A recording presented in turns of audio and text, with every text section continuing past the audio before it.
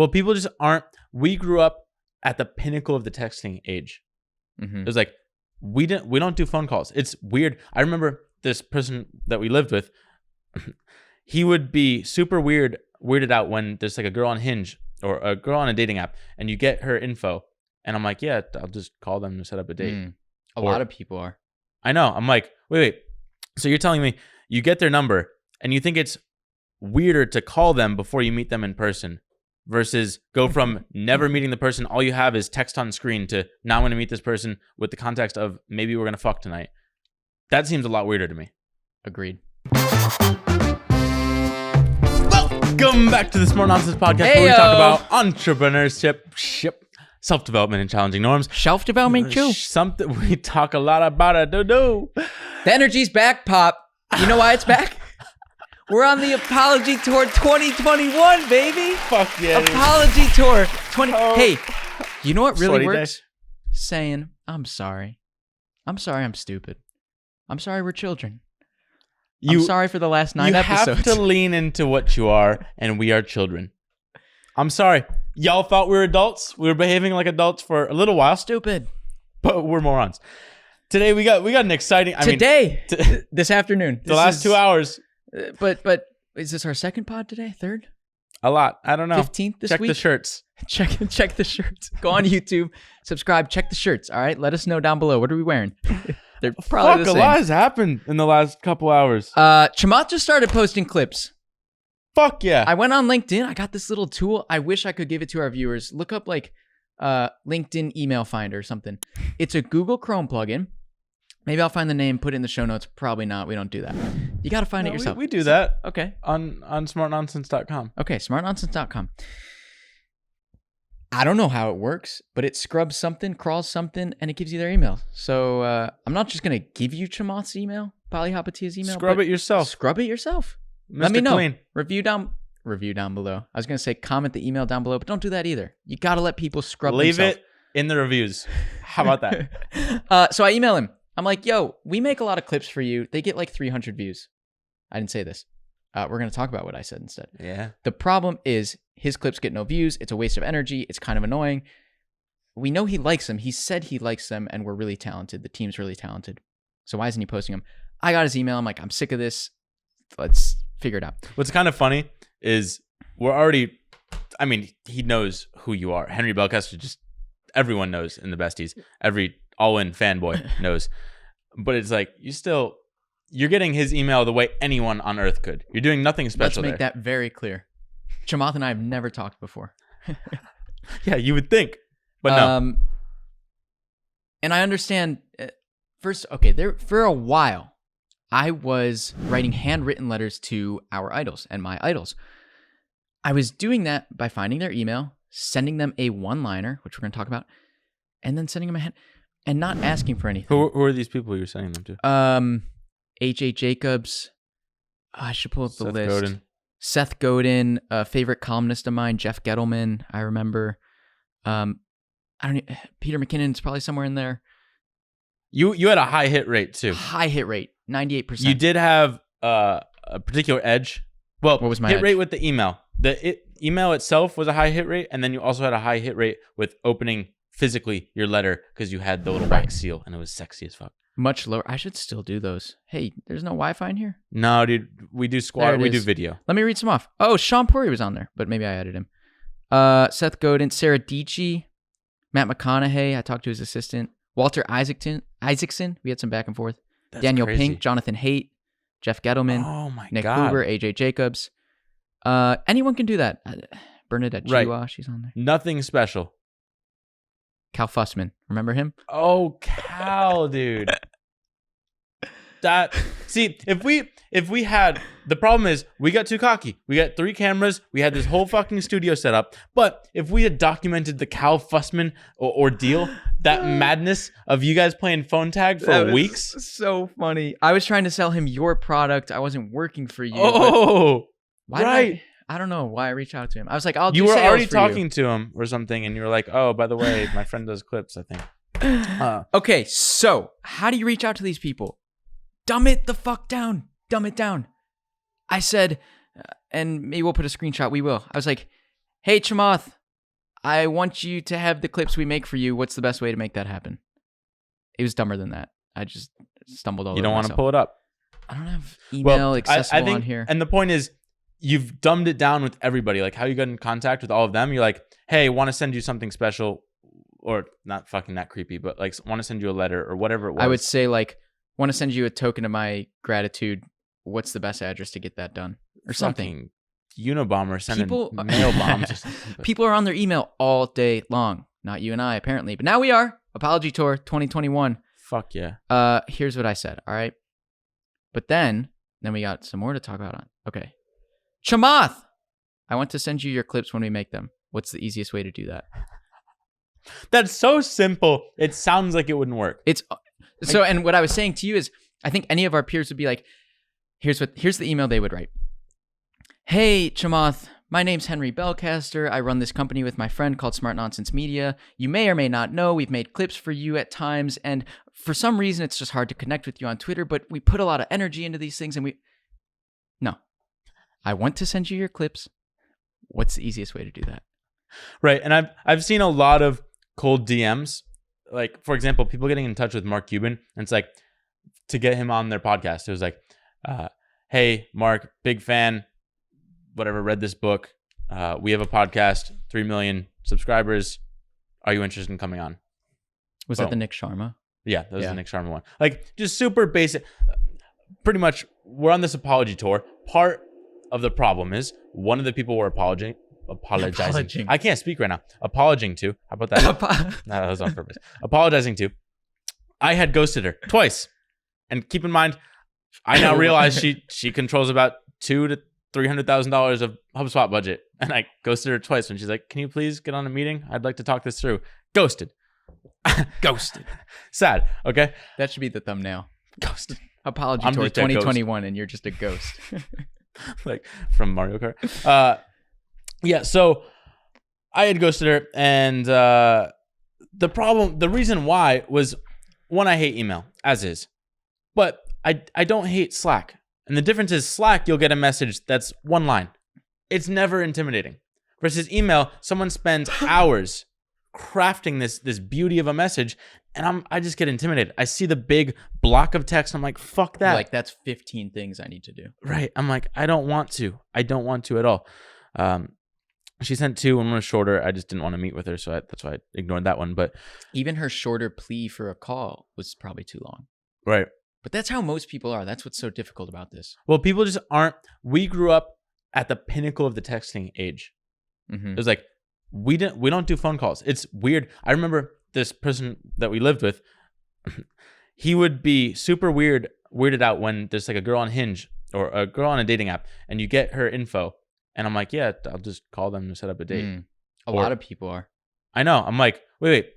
So you're telling me you get their number and you think it's weirder to call them before you meet them in person versus go from never meeting the person, all you have is text on screen, to now I'm going to meet this person with the context of maybe we're going to fuck tonight. That seems a lot weirder to me. Agreed. But I see both sides. It's bizarre. Hey, that's why a lot of people do. I like the idea, and I think I got it from Caller Daddy, of doing a Zoom date before a proper date. Same thing. It's kind of like a phone call. Right. So you know what sucks too? On the flip side, people our age think that texting has to be immediate. Where I would like to treat text a little bit more like email. Oh, I do. You do? I've had a lot of people complain. Yeah. Text, it doesn't have to be so immediate. Everyone tweaks if it's not like a 5-minute. I'd expect you to be the opposite. No, I mean, that's how you play mind games, is you have your read receipts and then don't respond. But yeah, basically, you want to just make it super digestible. I think a lot of people treat email like we treat text, and so, or at least the successful people we know. Like, I remember Seth Godin, he responded to you, and it was like it was gibberish. Like, it was not gibberish in a bad way, but it was like super quick. It looks like he typed it on his phone and then just grammatically shot it off. Incorrect, all lowercase. Right. No formal hellos and thank yous. So what's hilarious to us is that we've been trying to get the besties to post these clips for so long. And today we just embrace, like, fuck it. We're just going to bang out all this shit. Apology tour. We're like, hey, Chamath, why aren't you posting? How can we make it easier for you? Boom. Yeah. He posts it immediately. 30 minutes later, he says, hi. Period. Thanks, and you can send them to me here if that works for you. I asked him one more question, like direct link or you want to retweet me? He's like, both work for me. Thanks. I send him the link. Done. He tweets it. Now, this is interesting for us, Pop. First of all, I've never seen anything like this before. He tweets it and, oh, David Sachs just liked the Naval one. Oh, he's going to be in the loop. He liked the Naval. Oh, there's so much going on today. He tweets it without a caption.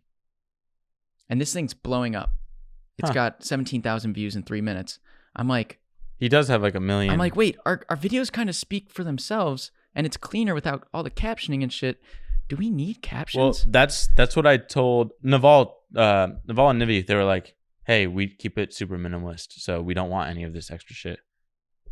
It just plays natively on his page. The thumbnail, this clip's going to go crazy because it's talking about social media. It's almost at 30K. Being 27. 28 minutes. This might get 1 million views. Oh, that's at 1,000 a minute? Fuck, dude. That's crazy. But this is a video about social media being as bad for you as cigarettes. It's going to do well.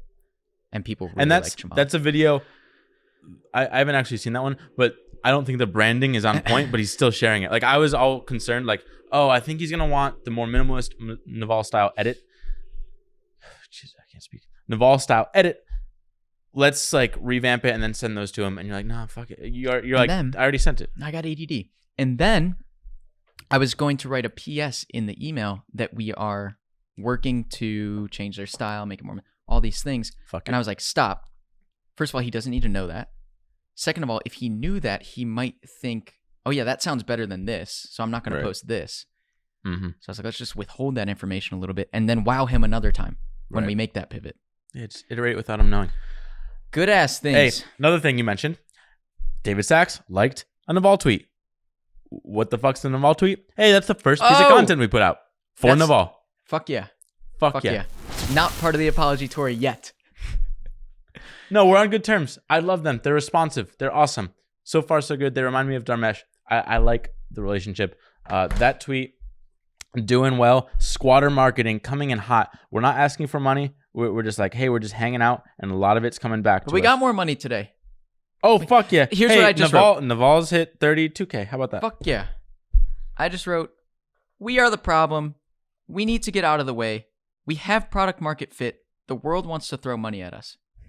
The last 5 hours have been us being nice to people, them posting everything. Right. And paying us. It's like, wait. You're telling me if we're not a dick, actually get better results. So HubSpot people come back to us. We rectify that. Dylan had a, what's the opposite of a falling out? A rebirth. With them. Falling in? A falling in. You fell in. You fell back in love. Fell back in love with HubSpot. Our friend Scott. Scott was pushing really hard for a flexible monthly contract. We get on the call. He's like, guys, we can do quarterly. I'm like, wait. Oh, and Dharmesh today. And Dharmesh today. Oh! Okay, so we're realizing throughout the course of the last 2 days that it pays to be nice. Nice guys finish first, apparently. Nice guys finish first. Somehow. Everyone's like, try and fuck each other. Then you get in this whole fuck battle. You don't want that. What you want is be nice. Give extra, where it's very clear. Like we're mentioning with Dharmesh. Dharmesh, we're like, yo, dude, normally it's a 20-minute video. We charge, whatever, $500 per minute for this style. It's going to be 10K. And he's like, well, I want to do a lot of revisions. And we're like, nah, dude, we like you. Don't worry about it. We'll just do it all for free. And then today he's like, hey, I know you said that, but it doesn't feel fair. How about 15K? And if you have extra money, give it to your animator so you can upgrade his setup. And we're like, oh my God, dude. You probably post that message if we can. It was like the nicest thing I've ever seen. It was so sweet. It was so diplomatic. Here's more money. I think what you guys are doing is unfair to you. Please take some of that extra money to upgrade your animator's workstation. What a beast. So that's the thing. Dharmesh is awesome. But also Scott, let me get some of it. No. No. Scott was nice in that he was like, he didn't have to do, we pretty much agreed we're open to the month to month at 10K, which is basically breaking 2 rules in our rule book, which we want to stand pretty firmly behind those, but we felt like we wronged them in some sense. So they match our philosophy perfectly. I know. So it's almost like Oh, we like working with them. So he came in, he didn't have to offer doing the upfront 30K, but he had behind the scenes already communicated with them. We're like, hey, can we get this budget approved in case you want to go forward? And they did. So he signed the contract immediately, goes through. It's like, it's just lovely. Stoked. Hey, another thing on the one-liner that I turn to you and we yell at each other, pod fod, like we can't talk anymore. It's such a problem. But also working in the same room, we get like just a lot of good pivots. So I'm kind of concerned when we're not working together. We'll see. It might just need large chunks of 2-hour brain blasts. Right now, Apology Tour, there's just like so much shit happening. I'm almost thinking like Slack has the huddle, the room, the huddle room. We just leave that on. Yeah, from like noon to 3 or 4 p.m. potentially. Yeah, I'm like, this has been great. The something on the one-liner with my girlfriend. She's looking. She wants to enter the workforce and do something she really loves and feels proud of doing, and so much of what she's focused on is having the relevant experience and being able to show proof of work historically. And when I was writing this one-liner email to Chamath and apparently 15 other people, what I remembered is you don't have to show these people relevant experience from the past. You can show them proof of work going forward. Right. You can one-liner Chamath and send him a clip. Here's the problem. Everyone is used to the resume, which is the past. They can't get out of the mindset like, hey, we're in the startup world, so we get it. Like the startup can't pitch the past because there is no past. You just pitch the future. How about this? You go to Synthesis because you really want to work there. And you put on your Anna hat and you record a 15-minute video of a course you would teach on Synthesis. Hey, y'all, I know you're not hiring. I made this because this is what I would do with you. It's so easy. It's so easy. I'm not trying to be hyperbolic here. This could happen if you actually cared. You could work at Synthesis. Do some research. Figure out what that organization, are they raising money right now? Could you make them a pitch deck? Do you see they're pivoting something on Twitter and like, here's what you would do instead, and you can offer that in a one-pager? You do have to have a skill. Like, have a skill. If you don't, then you're like, you can also I didn't have a just work skill. hard. No. Okay. Yeah. There's did David Sachs post this or something? There's like sweat equity. So you can like come in and come in with skills, or you just come in, work hard. That's what I did when I got my internship. When I did like the cold DM, I'm like, hey, I have no fucking skills. I shoot a couple YouTube videos. I could probably edit your videos, but I'm just a smart kid and I work hard. That's all I have to offer. But then you get there and then I end up running the company a year later. And it's like, oh, now I have skills that I can fucking leapfrog to the next thing. So that's why I think even in Chamath, some of the Chamath clips that we were working on, it was like, yo, UBI sucks because you're just going to be sitting on your ass, versus if you work at Walmart or Amazon, you're going to be doing something. Just get your foot in the door and start getting the ball rolling. And that's kind of part of the Athena issue right now, is that the ball isn't rolling. It's just static and it feels like it's rolling backwards, if anything. Yeah, because you're getting behind peers. They're all leveling up their experience. They're all on, Wall Street at the top firms in Silicon Valley, whatever. So you feel like it's rolling backwards. And one thing with reaching out, like, it's nice to have skills, but you don't have to have them. With reaching out, David Sachs said this. Mike Maples today said this. Pretty much everyone we work with, literally everyone that we're trying to pitch, we're like, hey, if we were in your shoes, and we sometimes actually ask them, now it's just more of an intuition, like, how can we help you sell this to your company? Right. Like, how can we make this a no-brainer for you and your team? Right. And like, well, just show us what it looked like. And tell us what it would cost. Right. Show us what you can, blow our minds and tell us what it would cost. That's all my partners want to know. If you blow their minds to tell us what it will cost, we found it doesn't even matter. A lot of the time, they're just like, we want to work together. And then the terms are just like an afterthought. So blow their minds first. How do you blow their minds? You could, for example, with our videos, we showed Mike Maples on the call today. We're like, hey, these are like videos that we're doing for Lux Capital and Chamath and other Naval. Holy shit, dude. Sorry, continue. But why would you can't visualize yourself there. Instead, give the team exactly what they're going to get. This is what you will get if we work together.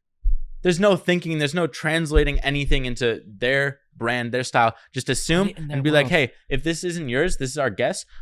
If we work together, we'd work on your branding. We'd get it tight, and we just iterate and iterate and iterate until it's perfect for you. But now they're just wowed, and they have to buy in. Another good one, Pop. Yeah. Another good story. My friend Afan. Afan's in India. All right. Afan's a video editor. Mhm.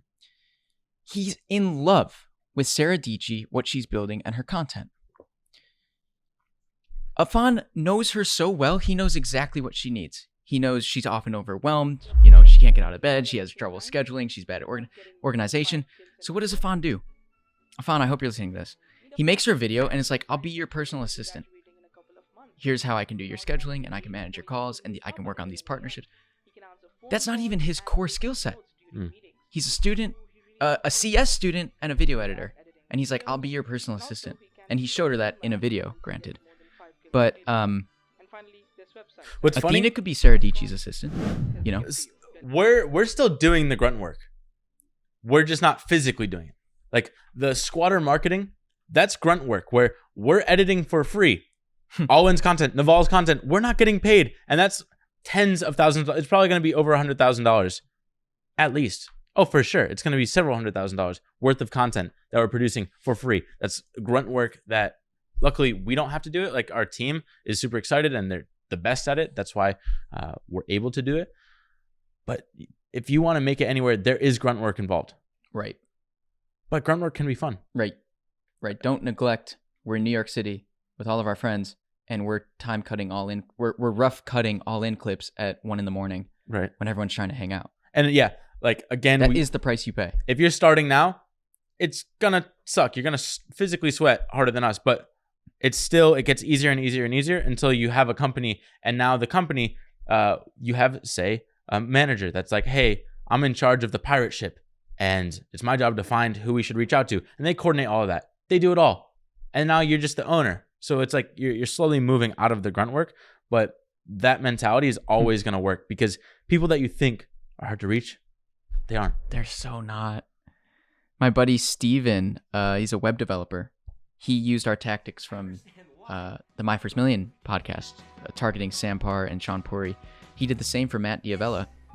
Used his skills to make him a website, made a goofy little video that frankly wasn't good. I don't think he would say it was good. Mm-hmm. But he like did the thing. He did the work. Now what's funny is he's looking to delegate a lot of it. He's grown to the point, his freelance work, where he wants to outsource to somebody a little bit beneath him, so that he can focus on making other products for Matt Diavella. It's do fucking the beautiful. hard work. But Send okay. Chamath a one-liner. He will respond if you give him enough value. I think a lot of people are in Athena's shoes. So how are you suggesting she goes forward? Like, what would she do? Because right now, is she just the grunt work person? Just figure out how to get your foot in the door at whatever cost? I would find a place I love. She's coming up with like her dream list of places. I would find a place I love. I would go down the Dylan Jardon 3 a.m. rabbit hole and learn every fucking thing about them. Figure out their problems, read all their press releases, find out what's going on with them in the news. Frankly, I would, if it's a small team, hit up like their CEO with a one-liner email asking them, I want to send you a little something. If it were me, I would probably write a handwritten note because it's absurd. If you can just give them something. Just give them something. Don't ask for anything. Don't ask for a job. Don't ask for anything. Give them a pitch deck for what you would do differently. One of Athena's friends had success doing that. Make them a video. Show them how cool and authentic you are. Gas them up. What's cool? Just gas them up. I like my favorite part about squatter marketing, actually one of my favorites, is we do it in public. So unlike the letters, like no one really sees that unless you're going to make a vlog about it. But when we're posting these videos, people are so, like for example, Chamath's video today, it had your name was not mentioned at all. And then someone comments, oh, Chamath, did you steal Henry Belcaster from David Sachs? And it's like, just people know. It's just karma. And so everyone's on your journey. For example, this other guy, Ashley, today, he DMs me. He's like, yo, so sick. You're starting to work with Naval. Like, congrats, guys. I'm like, dude, he's invested. It's like, that's your sports team. We're your sports team just in the business world. And it's fun to build in public and do this all in public. But private works. right? I know. My dad wrote Ruth Bader Ginsburg a letter, and she hired him as a clerk. The benefit to us, though, is we get so many eyeballs Yeah. that we don't have to do marketing outside of that. Right. But most people shouldn't do this. Like, most people shouldn't be entrepreneurs.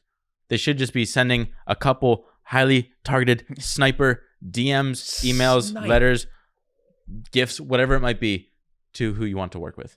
Just tell that person they've inspired you tremendously. Keep them around.